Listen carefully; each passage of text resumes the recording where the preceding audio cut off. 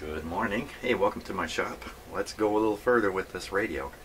Now, the last thing that happened in the last video, a couple of things took place, including a piece that wasn't even on video that got missed.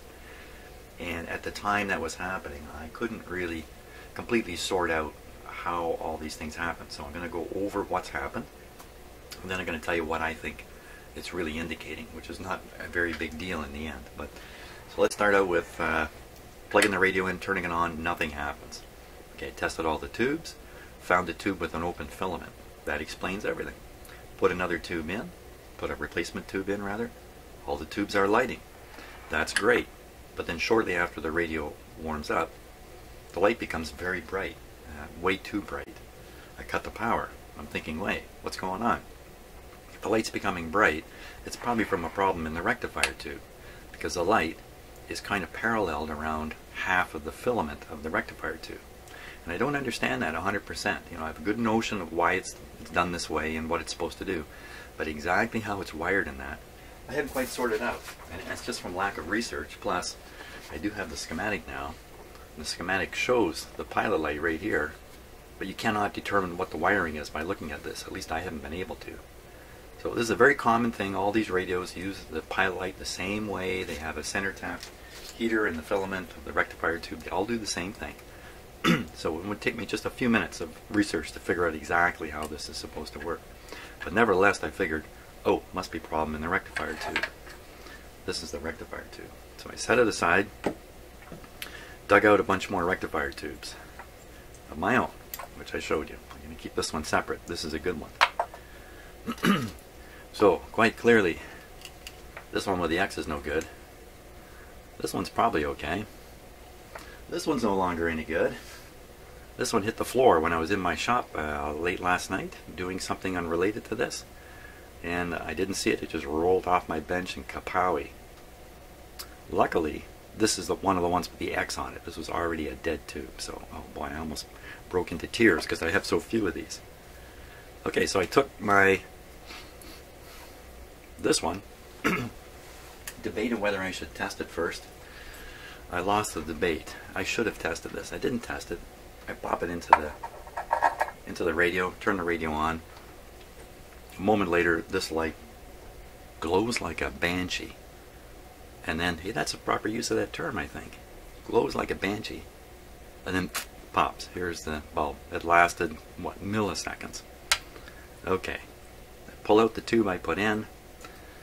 I didn't do this on camera. I did it in the evening. Quickly stuck it in my tube tester. Open filament. Open filament. There's no, this thing won't. So if there's an open filament in a series string of tubes, that tube sees the full supply voltage, 120 volts, sitting across its open terminals. But guess what else is across those terminals? This little light. So this guy got probably 120 volts across him. That's a little more than he's made for. And it lasted, what, 2 cycles of power, it was gone. Okay, so I just put a bad tube in. In the meantime, I have tested the original tube. The original rectifier tube. This is not it. It doesn't take me long to mix things up, does it? How did I manage that? Here's the original rectifier tube. This is a hit ray one. It tests fine. Except what made me suspicious of it was my original test in my older tube tester. There was one thing which didn't behave the way it was the tube tester suggested it should, and that was during the initial short test which is applied to the ballast in this tube. Now, I don't even know what I'm talking about because I don't know that there's any ballast in here. And somehow during the short test I should have seen 5 neon lights flash by. I only saw 4. So that's why I was suspicious of this tube. But now I think the test is unimportant or bogus or something like that. This tube is fine. Everything is fine, in fact, except, for sure, if I run the radio like this, and I put a light in there, the light may not burn out, but it's going to be way too bright. Okay, so what would cause that? Well, what would cause that is too much B+ current flowing into the radio. Part or all of it flows through the light bulb. You notice when you turn on these older 5-tube radios, the light has a very distinct behavior. When you first turn it on, it's fairly bright, then it dulls down, and then finally when B plus is developed, the tubes are heated and current begins to flow through each tube. The light gets brighter again and returns to its normal brightness. It's actually conducting part of the B plus current through the light bulb. So again, exactly why this is done, I can't tell you. I have notions around it. I've read about it years ago. I just got it mixed up bits and pieces in my head. So I'm not about to try to explain this. I don't like to explain these things anyway on my videos. There are so many excellent videos that explain stuff like this in great detail. I don't even want to try to compete with them. So I keep my mouth shut on explaining a lot of stuff. Maybe it's some of the simpler stuff. So what about this light bulb? It's burned out. I got to put another one in. Hey, let's get the schematic. The schematic will help me. And now that during the previous radio, one of you pointed out to me the value of studying the parts list, something I've never really spent very much time on.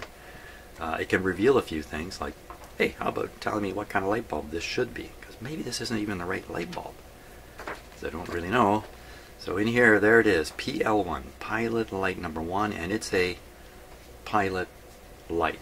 And that's all it says, pilot light. And even over here, all it says is pilot light. So, doesn't tell me what. I'll have to figure that out. Okay, took a moment there to actually go on the internet, do a little bit of reading, remind myself of things.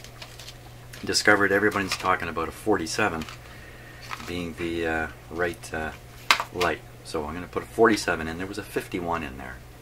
Yeah, 51, 47 may not make an awful lot of difference, but we'll put in the proper light. What I assume is the proper light. This is the most common light you find, a 47. Okay, but I'm not going to plug this in and turn it on because there's a good chance I'm going to burn this light out again because of excessive B plus current. This is my theory. Excessive B plus current flowing in the radio, maybe through any one of these tubes or a combination of tubes. And that excessive current is what's causing the light to go. Now what I commonly do with radios, and I didn't bother with this one, is I start them up. I think we can turn this right up like this. I start them up on there's my new place for my wooden box here. I don't start them up. I energize the B plus using my power supply here. Let me just get this blocked up there. My power supply right here. So that's what we're going to do. So I'm going to feed in controlled B plus from the power supply. We'll watch the amount of current that's leaking out. That'll be the objective. You should never leave these controls up. Just like you should never leave your tube tester on high filament voltages. And both of my tube testers are sitting on, I think, 50 or 35 right now.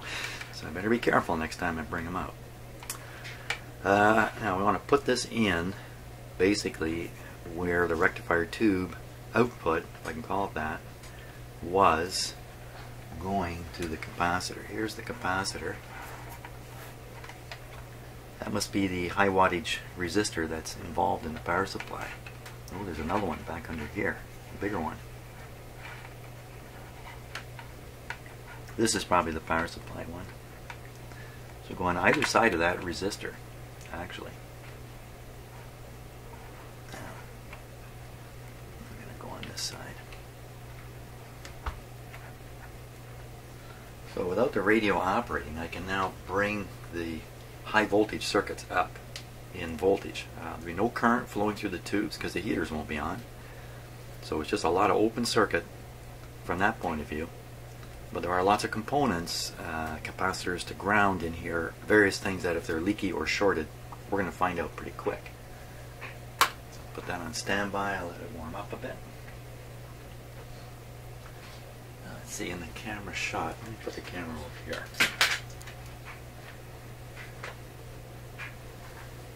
Current meter, voltmeter. Normally this current meter, when I do these tests, especially with a little radio like this one, as I turn the voltage up, you'll see this meter pop up, and then relax back as more charge flows into the capacitor, especially the big filter capacitors. But it should come right back to where you see it now, pretty well zero. this guy, 200 volts is straight up. These radios run with around 150 volts or a little less, something like that on the B+, so there's no reason to go much above 150 unless I feel like proving something. Radio can be off or on, I don't think it makes any difference. And in fact the radio is not plugged in, so I know there's no chance of something stupid happening that way. Okay, so we're all ready to go. So this is the one to watch. This red line, by the way, if it gets up to this red line, I'm endangering the power supply. Here we go. Okay, voltage is coming up. No current at all. Okay, so it's zero current here, so something's wrong with my test setup. That just doesn't make any sense. Something is not working out here. Probably because I've connected to the chassis on the ground here, and this is not the appropriate place to attach it on this radio. Make sure that's down, make sure that's off. There's going to be a B- line here somewhere coming out of the power supply. A B- wire. The chassis itself on this radio there's a capacitor right there, capacitor there, looking. Oh no, that's not the chassis. Just looking for a ground symbol here somewhere. There's one there. There's one there. There's one there. So the tuning capacitor on the very front end of the radio is chassis grounded. Wow, I've gotten quite a shock off a radio like this in the past where I determined the chassis itself was safe, and it was, but the frame of the capacitor was not. And in fact, I can already see in here the tuning capacitor, which is up here, is mounted on rubber, big rubber pucks here, and that's screaming out, "Hey, buddy, I'm isolated from the chassis. I'm at a different voltage from the chassis. Haha, touch me and find out." I've learned my lesson on that one. I got this tube. What's going on here? Insufficient coffee again because I'm still struggling with my broken coffee maker. That's got to be it. Why wouldn't that? Let's go on the other side. We'll go on the other side of the resistor. Just try it from the other side. Maybe that resistor is open. Down. Here we go. I was really expecting this thing to jump up. It's doing nothing. Still on the chassis here. I'm not even listening to myself. Okay, so I got to find the negative point here. And what I'll use is the negative of the capacitor itself, which you can see it's here. And that wire comes up to here. Okay, so I think now I'm really across the power supply. And really right in here. I'm no longer tied to the chassis, so I'm quite certain we're going to see something this time. Here we go.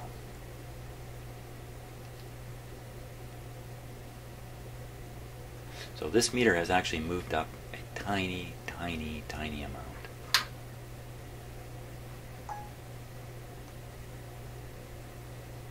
I don't know. That reminds me, I have my phone in my pocket. Should I get out of here? Hopefully it didn't get any dit on my video. So once again, we're just seeing no current at all. What is going on here? Let's try the other side of that resistor again.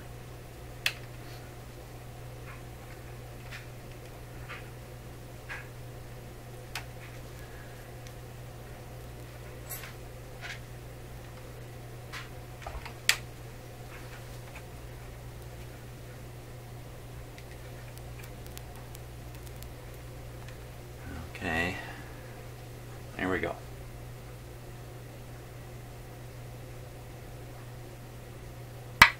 Oh! Okay, that was exciting. Something left the party at that point. Heard a little pop come out of the speaker. Okay, something in there is shorting out under high voltage. Oh, son of a gun, I didn't have the camera up high enough. So, oh, bad video here. I keep missing the exciting moment. So what happened there was, I'm not sure I want to repeat this. As I turned this up, turned up the voltage, nothing was happening, and all of a sudden this went right over, and there was a pop in the radio. Now you see the current leak. Aha, so whatever it was open, and now it's closed. So this is terrible. This is the worst I've ever seen on a radio.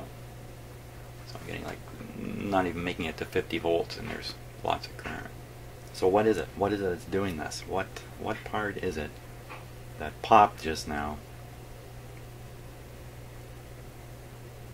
Well, we could do a lot of troubleshooting to sort out exactly which part it is that's doing this, but you know, right off the bat, the main filter capacitors are probably bad in here anyway. The one where I've connected it here, you know, that big tube paper capacitor sticking up the top of the radio is probably bad.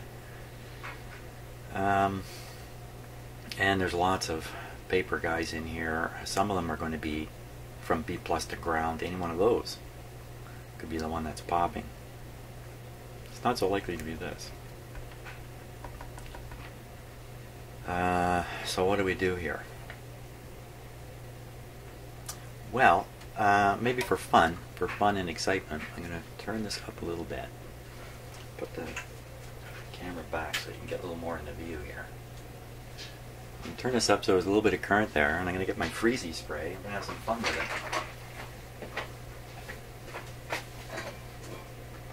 it. Just in case.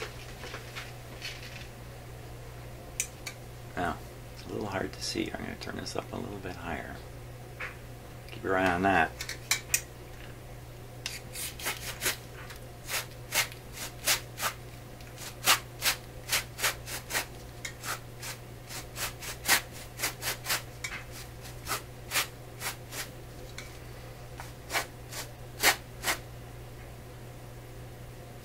Did it drop just there? I looked away for a moment.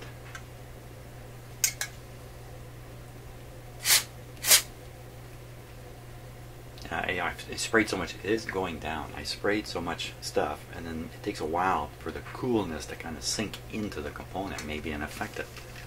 I've sprayed up so much stuff now.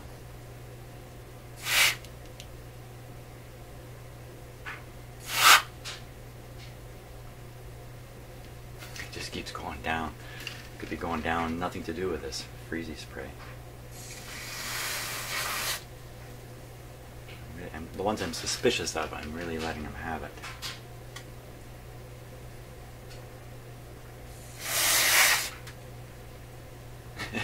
It just keeps falling down.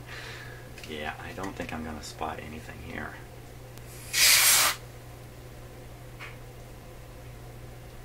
I was just doing this for fun, wasn't I?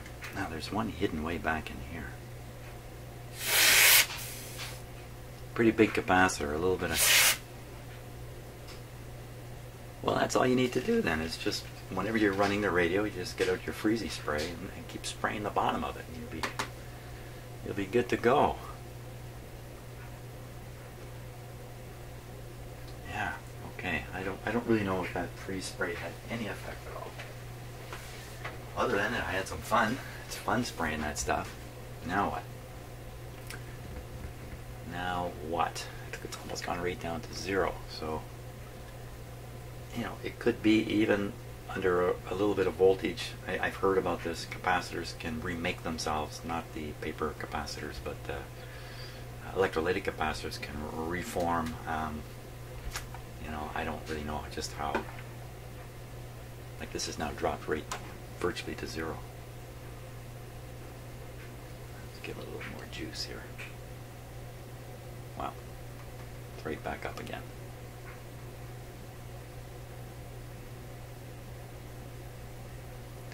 Falling very slowly, like it is charging a capacitor. Okay, I'm just in call to action here. Okay, so no current flowing on the test, and then all of a sudden all the current my machine can dump into this is flowing. So what is happening? Obviously there's a make and break type situation here. I'm going to suspect the resistor right here. This is the dropping resistor or filter resistor, whatever you want to call it. I wouldn't call it a dropping resistor actually. Right in the power supply. And I think it's got to be this guy right here, which is so small on the schematic. He might be open and close. That resistor takes a beating in a radio, especially a radio that's not working properly. Any excess current goes through that resistor, and it's already intending to carry a fair current.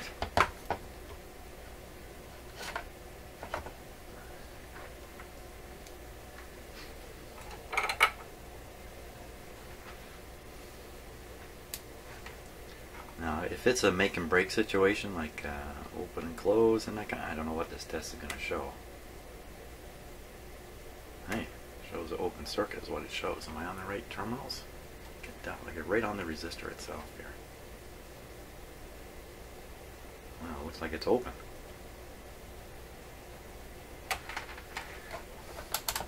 That would explain a fair bit.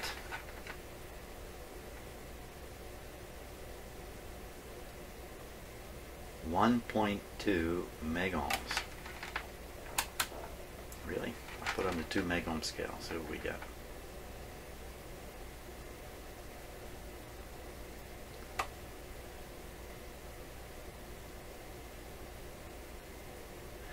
But typically these are a couple hundred ohms, if even that, not thousands. So let's see if I can spot it here for sure. Ugh. Ooh-ah. A little tough here. This is so hard to read. R11, I think it says. R11. Resistor, 150 ohms, 1 watt. That's bound to be it. 150 ohms, 1 watt. It looks like red, brown, red to me. When I look at that, that would be 2, 1, that's quite a bit higher, if I'm reading those right. In order to be a 150, it should be brown, green, brown, not red, brown, red.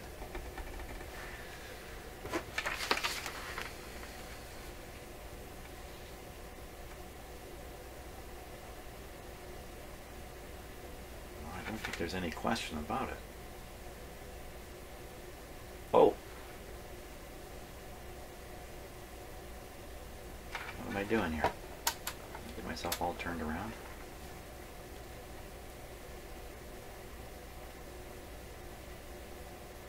Okay, 2K, it's greater than 2K.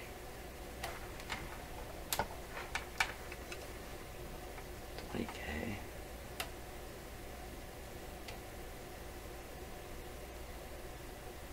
Seeing 3. Where's that freezy spray? That's super cold. Take your warts off with that. Okay. Can you see that? Barely. 3.24. There we go.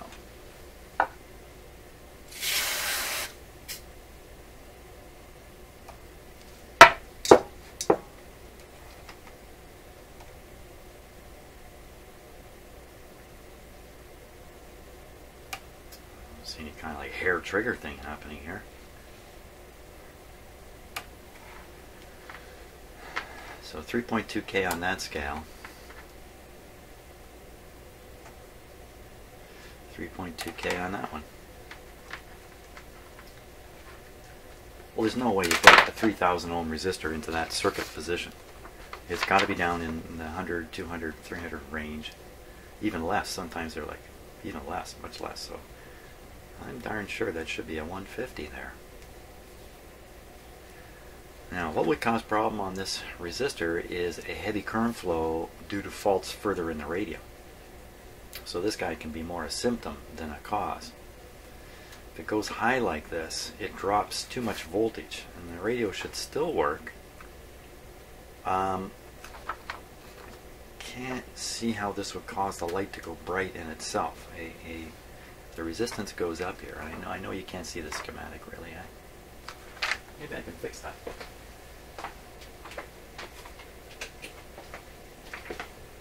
See how that looks. A little better. Now, even if I put it up close, it's really hard to read this anyway, so you can just see where the tubes are and stuff like that. So the resistor we're talking about is right there. So what if it's open, the radio's dead. If it's shorted,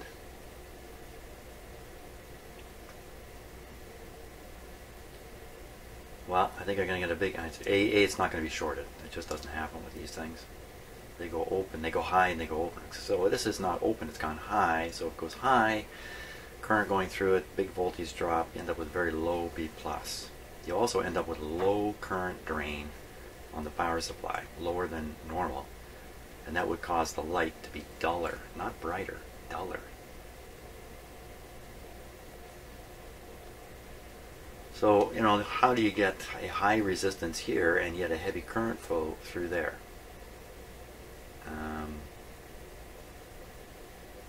And I have to believe it's from a short circuit or problems in the filter capacitors. So I'm going to cut that resistor out of there. I'm going to take it out, and then we'll do some more testing, because the radio will then be separated into two parts, the radio part and the power supply part on either side of where that resistor was. You do some more poking around then.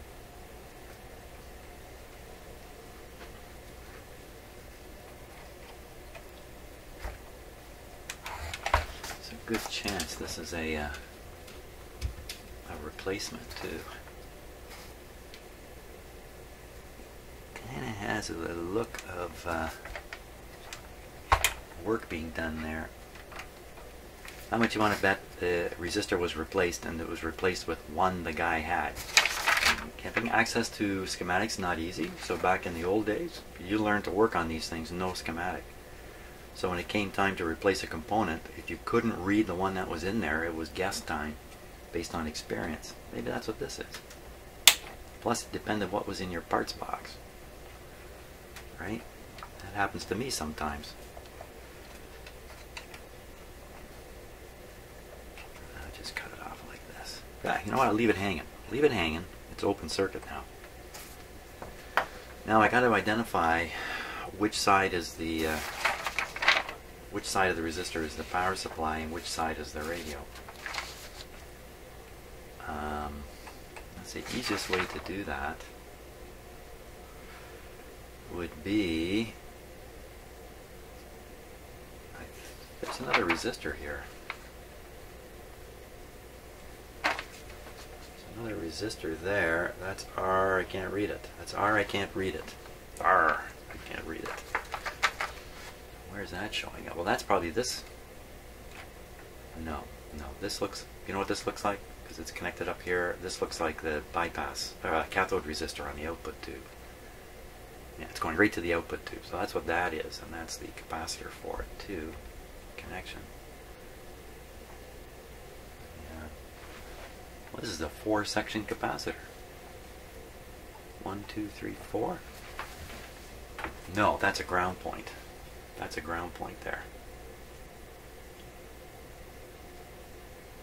So this orange is probably the part of the capacitor that serves as the bypass for the output tube. So the red wire, so there's one red wire going this way, heading back to the rectifier, and other red wires heading that way out into the radio. So almost, I mean, we can be pretty sure this is the way back to the power supply. And this other side is the way forward. Okay, so how about I repeat the test. Now apply high voltage on each one of these terminals. using the power supply. See what happens. Don't think too much more than that. So we'll connect this to ground here. Good spot right here. That's a ground terminal. Oh, that's a B minus terminal. Let me put it that way. Be more specific. This is looking back towards the power supply. Okay.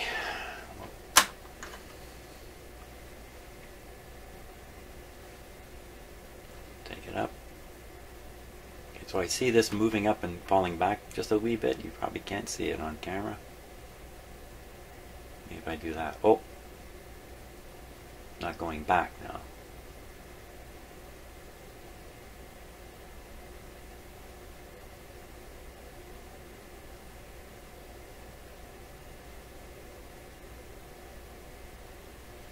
I don't think that's right. I would think there should be basically no way to push current into the circuit unless it's leaking through that filter capacitor. Yeah, I could be wrong about that because I'm not quite following the circuitry in here.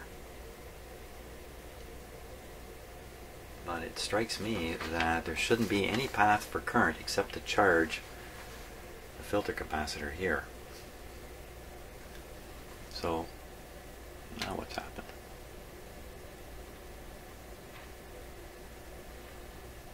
I hear a funny sound. Now listen really carefully.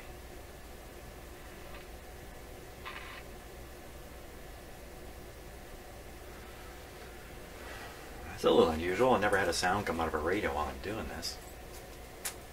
Of course, I am supplying voltage right, basically, I think, right into the output transformer, I think, because B plus makes it to the output tube this way, going through the output transformer. So if I'm firing a bit of current through here, you're going to hear it come out of the speaker. Now, why would there be current flowing through there? What would cause that to happen? There's no components here. We'll take a closer look at the schematic once I get enough confusion going here. Then we'll look at the schematic and try to unconfuse things. Need some more confusing observations. So that's kind of interesting. That suggests we're actually on the radio side of that resistor, not on the power supply side. I don't believe it.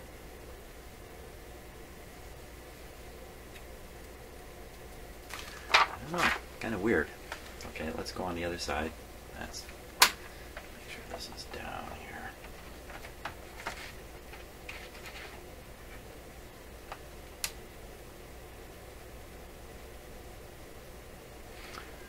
Okay, what do we see this time?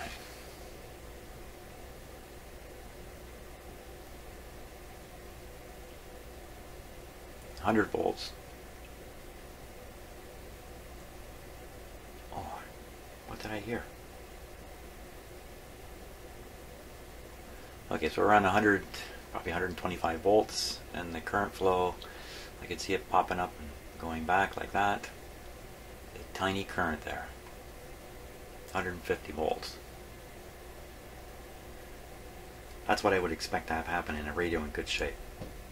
I don't believe there's any chance of excessive current flowing in this part of whatever it is I've got connected. I think I'm looking at the rest of the radio now. So I have all these tubes should have B plus on them, even though they're not operating. So it looks to me like the problem is on the other side. It's also showing there's no significant leakage through the electrolytic capacitor. And frankly, I've never seen like heavy leakage through one of these capacitors unless there's a short in it. I've never seen them leak huge amounts of current. Well, how could they? They would heat up. They would heat up and get hot. Doesn't mean it can't happen. I'm just telling you what I've seen in my time doing this. Let's go back on the other side. Let that discharge. We are charging up capacitors here, so I want to be a little bit careful. plus if you charge up especially an electrolytic capacitor and then you discharge it suddenly, let's say with your screwdriver or something, bang, like that. Now you think the charge is out. Well, most of it's out, not all of it. And if you watch the voltage on it, you'll see it'll come back up again. And it'll be ready to deliver another whack when you don't expect it. It takes time to discharge on an electrolytic capacitor. Okay, so now we're on the other side, and I think I'm just feeding power, voltage really, back, essentially back towards the rectifier tube. Let's try it again. Here we go. Okay, so as I turned it up, it came up ever so slightly, and I heard a little knocking sound in here, which I doubt came out on the video, and it dropped. Or am I imagining all that?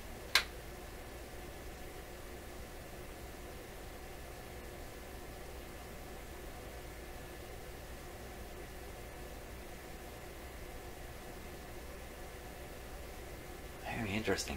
Until I get up to a certain voltage, it behaves like a charging capacitor, really. It just keeps falling back to zero, but then I go a little higher, it starts behaving like a resistor.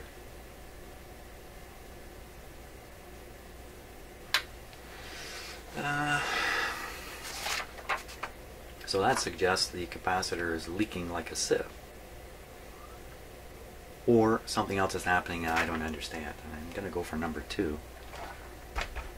Something is happening I don't understand. So just to change things up, I'm going to pop the rectifier tube out.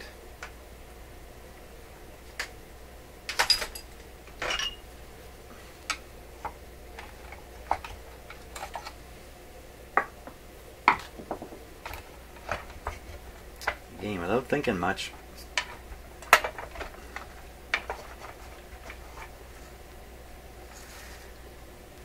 thinking never gets me ahead in the game anyway, so why should I bother doing it?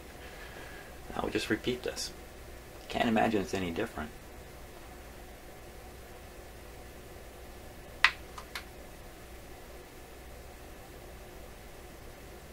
Well, I got another result now. Okay, so you heard the pop this time. It came out of the speaker. No current flow here whatsoever. Let's try it again.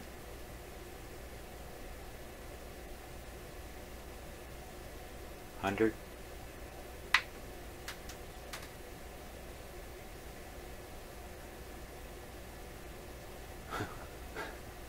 It makes a pop, but nothing happens. I don't see any current on here at all.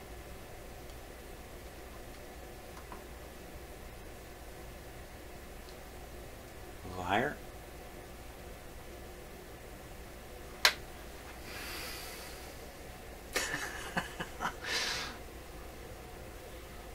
Okay, well, maybe it's a shorting out electrolytic capacitor.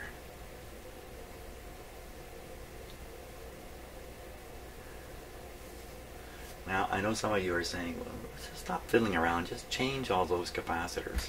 There's not that many, and there aren't. 1, 2, 3, 4, 5, 6, 7. 7 capacitors, not that many. But if you watch enough of my videos, you know I don't like to do stuff where I don't have a theory in front of me of what might be wrong, even if the theory is wrong. And usually it is wrong. But I really like to have some notion as to what I'm chasing. Helps me learn more and more about these things. If I stop thinking and just go ahead and start doing stuff, I'll never kind of get beyond the point I'm at now, which is a nice level of confusion, just floating around here.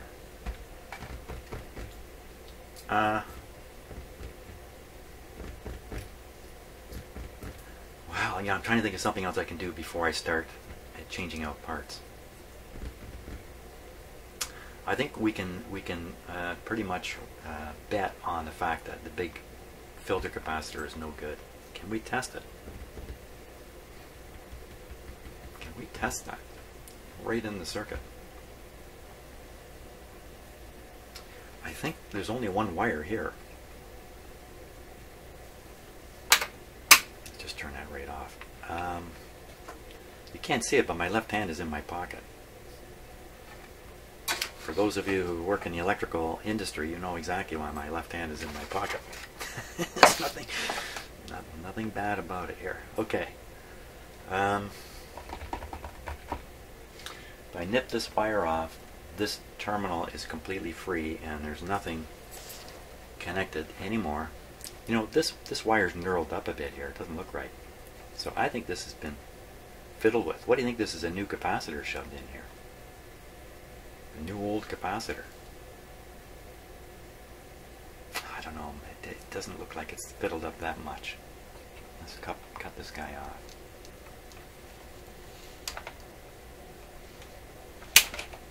Okay. That terminal is definitely free. Let's hook them up. This time we'll just be testing one section of the filter capacitor. See how much of what I've concluded in life is absolutely wrong. So I don't expect anything to happen here, but just a regular charge flow into it, and ultimately I should be able to put 150 volts on here and see nothing whatsoever on this meter. This is in milliamps, by the way. It's 150 milliamps up here. So when it's popping up a little bit, just enough for you to see, that's 3, 4, 5 milliamps of current. Okay, I'm sure it's ready. And away we go.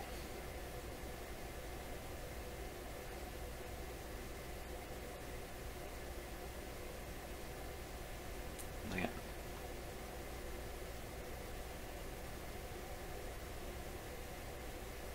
Okay, so there's 10 milliamps flowing through it. About 200 volts across it, which is pretty high. It's going down though.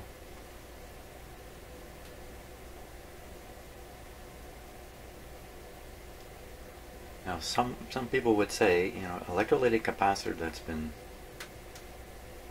Oh, let's turn this off, because I made a stupid mistake here. How many of you are yelling at me on that? Okay, so that was voltage applied between the two positive terminals of the capacitor. I have no idea what I was just measuring. Let's put this back on the ground where it's supposed to be, or the B minus. Or really the negative terminal of the filter capacitor. Okay. And I never make mistakes. There we go. That was just done on purpose. It was not a mistake. We'll try it again. This time it's for real. Okay, so I'm seeing typical capacitor charging behavior in the ammeter. It's a very small movement though. 100 volts. Okay, we're up around 200 volts. See, the meter did come up, but it is going back down. There's no serious short in this capacitor.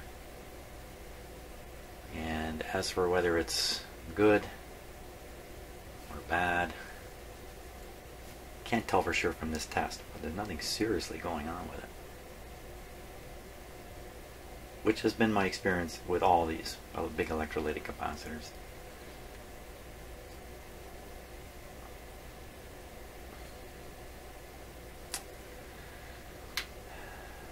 So whatever was drawing the current can't be this capacitor. So from here, we'll go on to the resistor here. Can't imagine this is going to show anything bizarre.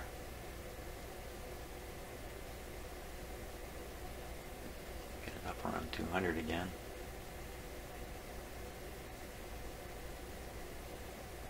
It's showing, again, capacitor charging behavior, nothing more. If the resistor is the wrong size, it won't matter at all in this test. So whether it's 200 or 2000, it won't matter. I don't see any weird current draw going that way. So we have one more direction to go in, and that's the red wire heading back to the rectifier. I believe it's heading back to the rectifier.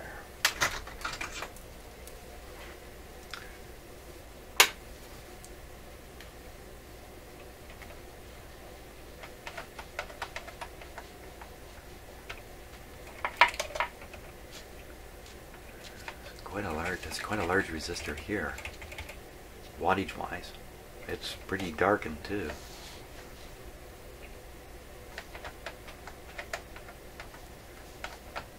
I'm trying to identify exactly where this wire goes. I cannot. I believe it's going to this terminal here.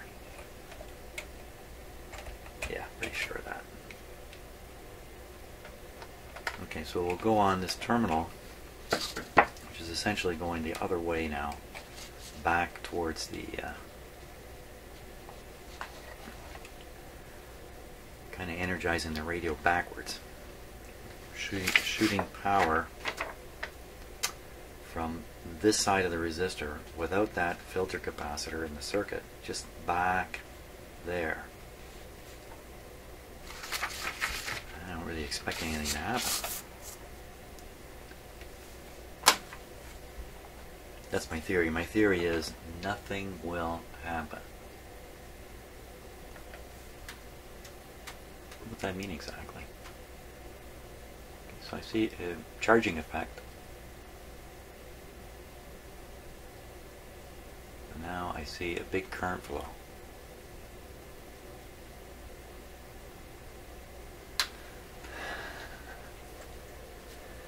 This is what the rectifier tube out.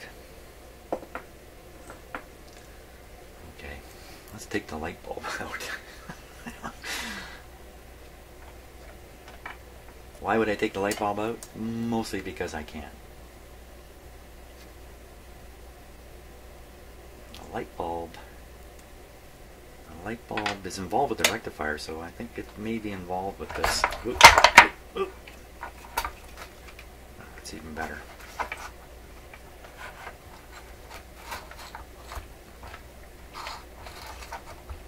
There we go.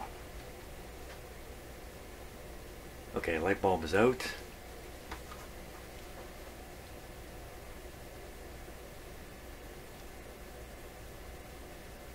Funny, you get like until you get up above maybe 50 volts, nothing much happens here. Then from 50 beyond, it's acting like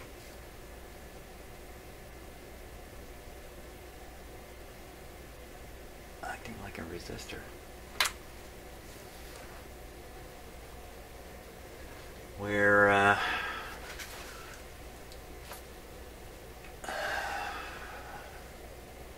okay, so I'm right back in basically here, the socket here. What is going on here? Okay, let's take a close look at the schematic at this point. I got enough information now that I think we can gab about it a little bit.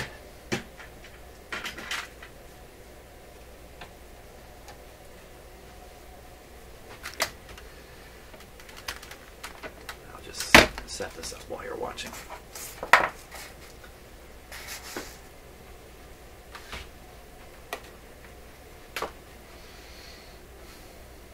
So,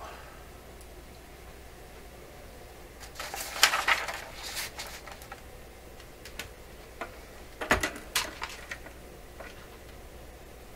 me just get it into good focus here and we'll see what we can see.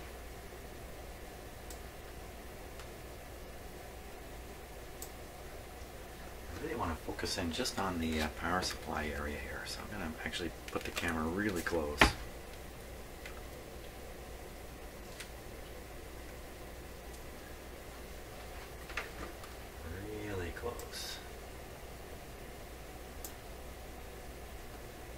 Okay, now what are we seeing here?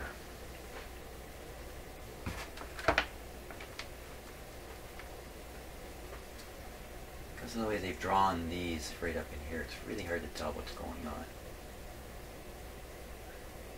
In fact, look what they've done, or it's just maybe the lines are too light inside here. It looks like they're showing the actual pin layout of the tube. That these spots are correct points for the tube pins. They're looking up or looking down on the tube, one way or the other. So what do we got here? We've got the heater.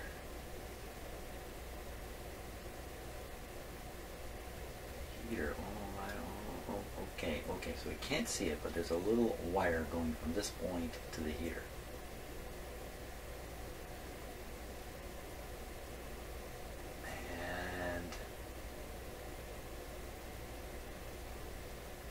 find these confusing because well, this is showing a cathode here.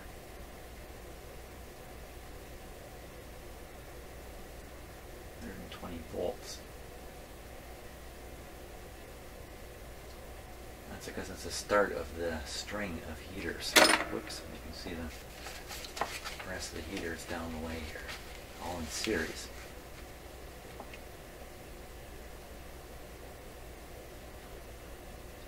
Yellow wire. Well, that's helpful.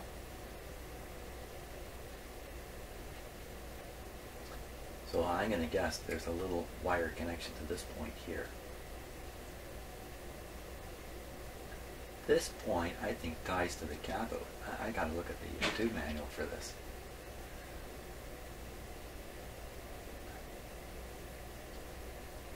Yeah, I'm going to have to also find kind of like a general diagram, you know, general All-American 5 diagram showing how this is done, because it's not coming through. There's a center tap here. Center tap, I think that little bit of line there shows the center tap coming out and connecting either here or here. I know for sure that's how this is done. The light is connected to the center tap. The heater input is connected right across the heater, the entire heater. Center tap comes back, and this is, I find this very confusing. So the plate current is also flowing through. But what's this center tap connection doing here? Maybe it's on this side. I don't know. I don't quite follow how these work. As simple as they are, it's just never ever come clear to me. And what is this? This says D1. What's that say? Phono. No, that's not the phono. That can't be the... Oh, that's a phono power plug. There's no phono power plug on this, is there? There's a phono input way over here. When I'm pointing with a shadow. Right over here, that's a phono input. What is this? Phono power? I don't remember phono power. Where is there phono power on this radio? So, you know what? I can use the other camera still, right here. So there's the phono plug. There's nothing else out here. Where would you ever plug a up on the top?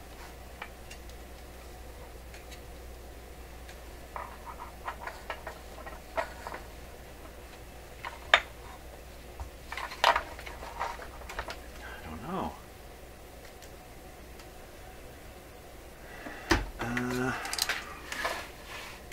Okay, is that what this is for sure?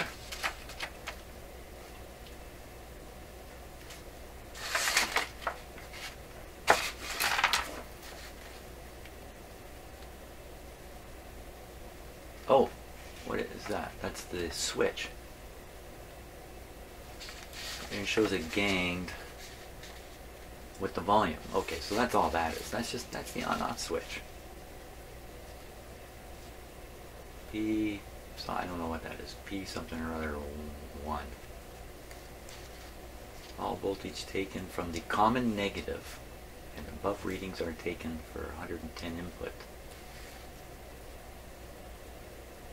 Wiring side of tubes shown. So we're looking just like we look at the radio here. The diagram is based on this view. Okay. Not the view from the top of the radio. Oh, well, if that's the case, and these pins here are in the proper orientation, I should be able to look right at the rectifier tube and sort stuff out. Let's look in the tube book. Let's look in the tube book for 35Z5. 35Z5. Okay, so here's a 35Z5 right there. See the heaters between 2 and 7. The center tap goes to 3. It's called HL. Heater something. Heater light? heater light, I don't know. Pin 1 is nothing. So it's between pin 8 and 5. Pin 8 and 5. And you see the way they're laid out around the tube on this diagram is basically the same way they're laid out here. So that being the case,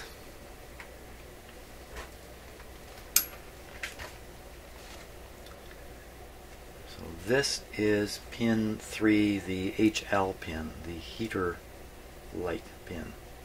So this goes to the center tap of the heater. Really? Because,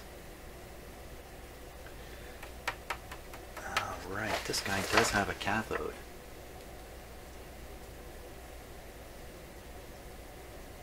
So maybe that means there's no current, like tube current, you know, electron flow type current coming from the heater. The heater's kind of covered up by the cathode. So all the current in the tube is flowing through here, not coming off the heater. I keep forgetting this because a lot of these rectifiers do not have a cathode. They're directly heated. They're direct. That's the best thing I can say. So that's not the case with this one. So we have this current flowing through here, and then the weird things it does, it loops back, heads through the light.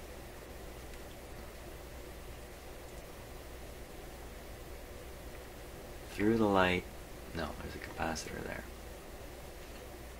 Wow. See, I don't understand it.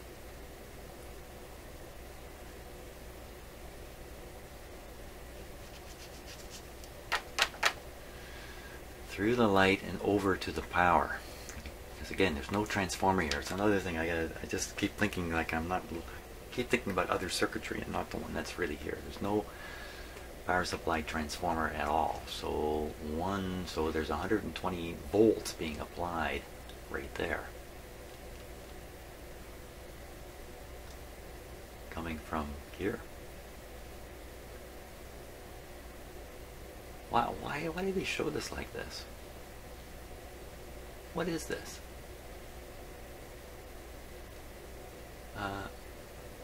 Like, I could understand the switch being shown here. It's not even called S1, it's called D1? D1? Doesn't show up in the parts list. Wait a minute.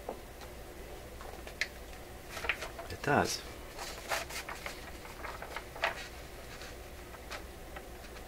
D2 phone switch. D1 switch on off, part of R8. Okay, D1, D2 phone switch. D2 phone switch. Is this D2?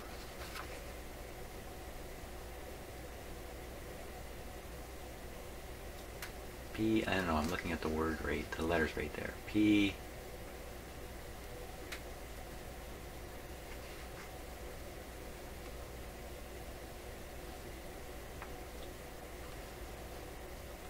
Well, perhaps this is the power switch to turn on and off the power to a plug that doesn't exist on this radio. Then there has to be another switch. It doesn't make sense. It doesn't make sense because this is going up to the volume control. It's just the on-off switch. Just, how do these simplest things become complicated? How does this happen? I think it takes place inside my head. I think that's where the complications come up.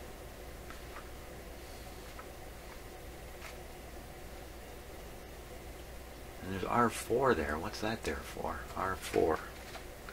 R4. Resistor. Half watt. What does it say? 33. What? 33.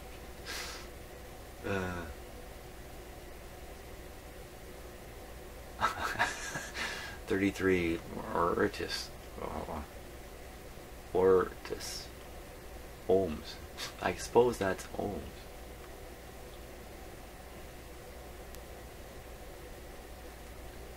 resistor right above it, 2.2 meg. 33, that's probably ohms. Just looks like, I don't know, 3 RTS to me. I don't know what that would be. 3. Anything else that looks like that? In the list of resistors. Meg ohm, meg ohm, ohms. Even that's kind of weird. R6 is 2700 ohms. R7 is 4700 ohm. Why? Why do they do this to me?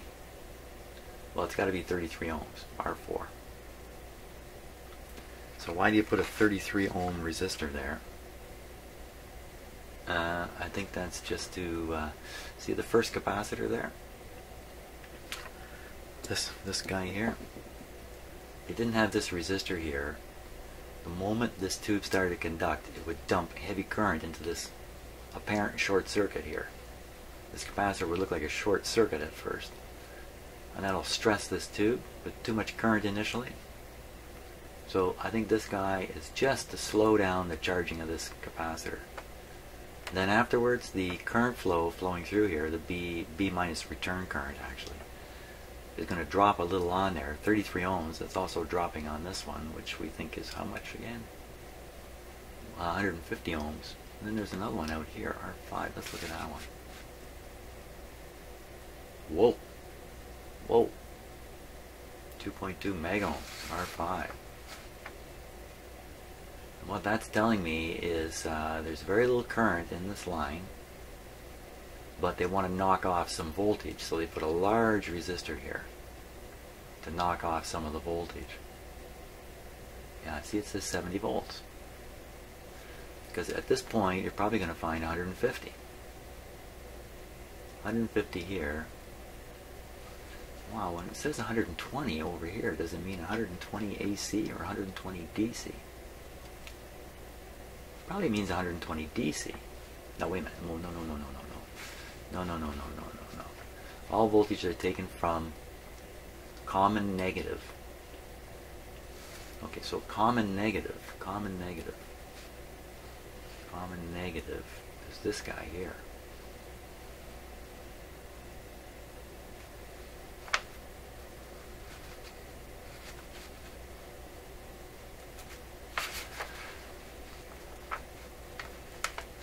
I'm losing myself. So we don't know. I don't know what that means. 120 volts between here and here? I don't know. But anyway, I know for sure the voltage here is going to be something like 150 right here. 70 on the other side, dropping across this resistor. C24. What's that one doing? C24. 22, 23, 24. Electrolytic. 20, 40, 40. 25, 150, 150. So almost certainly the 20 is a 25 volt capacitor just doing the just bypassing the cathode resistor on the output tube. The other two are the filter capacitors. 240s. 150 volts.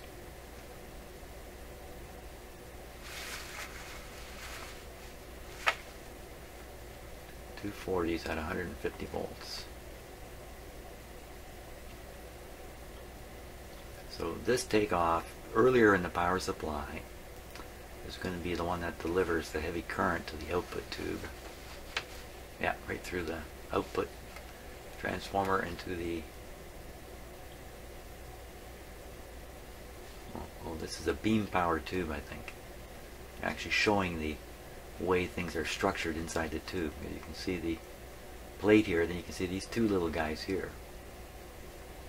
And these two little guys here are literally causing the electrons to flow in a beam, which I guess can be better managed or something inside the tube. So you get more out of this tube. This is a busy, hard-working tube. Output tubes are hard-working tubes. doesn't need quite as filtered a supply. A little bit of hum here can't be heard, but over here you need to really be done with the hum. Well, C24.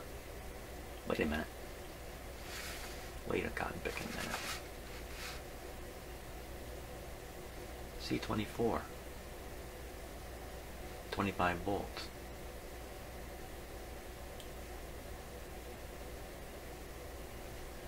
Well, if these are in, if this has been done properly, it's 22, 23, 24. 22, 23, 24. 22, 23, 24. Okay, so where's 22? Where is 22 showing up here? 22. See, well, what's that say? 26.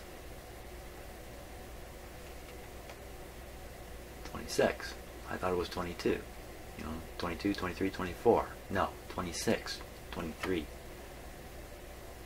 24. Okay, so where's 22? What have they done with 22? There's C. Oh! What's that? C20.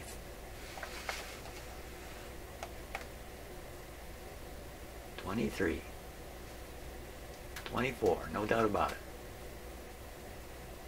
I'm pretty sure it's 26. Well, maybe that's supposed to be 22. It looks like 23. It even looks like 25. What's it doing anyway? Wow. This is a weird tube. It's only got 2 grids, not 3. It's got a screen grid. Looks like the screen grid is connected to these little plates here. It's all part of the beam power deal going on in there. Hey, here's a thought, by the way. This goes through my head all the time. I never ever say it, but people think of these radios as being old technology, but I think you can kind of freshen up that notion if you stop calling these vacuum tubes and start calling them particle accelerators. That this is a radio full of particle accelerators, and engineers figured out how to utilize the aspects of a particle accelerator to create all the things they do with tubes. So think about that for a minute. There's no doubt these can be called particle accelerators. They're accelerating electrons. That's kind of cool, eh? Imagine that, using particle accelerators to listen to radio. Isn't that cool? That's a cool notion. It goes through my head all the time, but I almost never mention it. Now that I've fully distracted myself, maybe I can think more clearly. Still looking for... There's 22. Really? Okay, so there, that must be the cathode. This must be the cathode resistor. And this is bypassing it. C22. And C22, just to make sure everything's adding up here, 22 is the 20, is the 25. Okay, so that makes sense. So 23 and 24 are down here. 24 and 23, and this guy is probably a small one, C26. Let's see what he looks like. C26. Electrolytic, 40.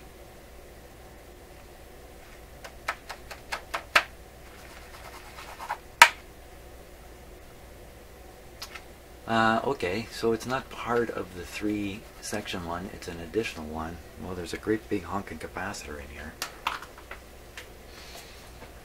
Let us take a peek. This big guy here.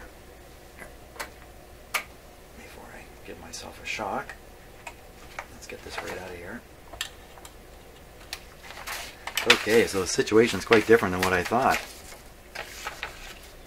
This is one of the main filter capacitors. Well, how can it be? Well, wait a minute. Let's not. Don't get excited. Oh, sorry. I'm stepping right in front of the camera here. Okay, so this is part of the filter capacitor. 40. Yeah, 40. 150. I thought this was probably a bypass capacitor, although I didn't notice it was pretty big.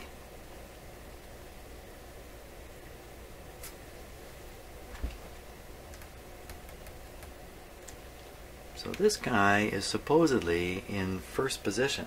Is he? Isn't that right?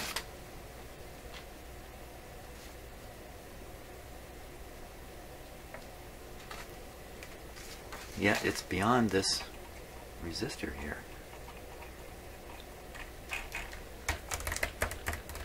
Once again, stop thinking. I'm just going to put some high voltage right on this capacitor. And we'll see what happens.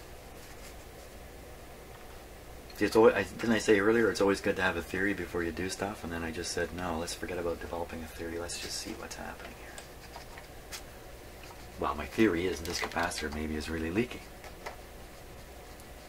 And I'm testing it in circuit with high voltage.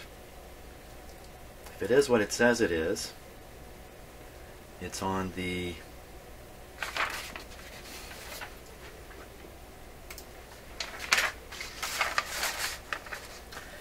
it's this one here.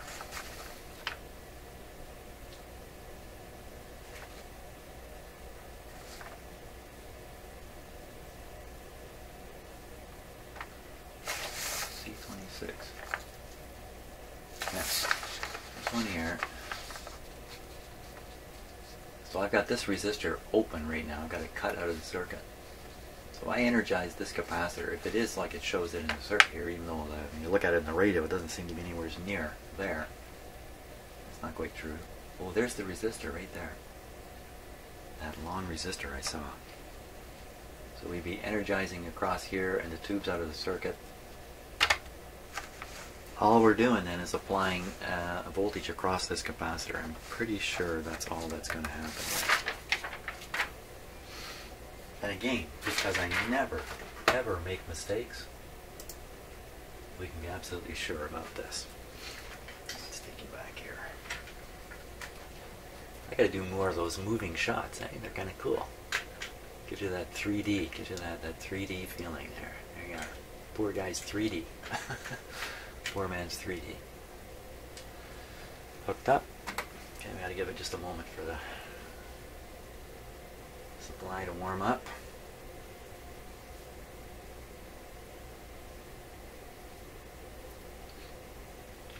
Yeah, there's a tube inside here. Okay, I think we're ready to go. What is going to happen? My guess is we're going to put 150 volts on this capacitor and conclude it's okay. Here we go. So I'm watching again for the kind of leakage behavior here. Oh, look at that. It's leaking like a sieve. Unless the current is finding some other route. Okay, so let's go to the next step. The next step is cut one leg off from that capacitor. Free it from the circuit. I'll leave a little bit of wire there so I don't confuse myself later, or at least I reduce the level of confusion. I'm bound to be confused to some degree. Oh. What was I saying about capacitors holding their charge? Okay. Here we go again. Just the capacitor all by its lonesome.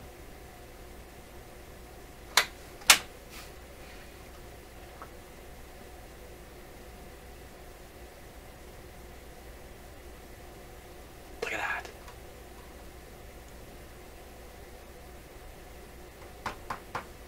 That's no good.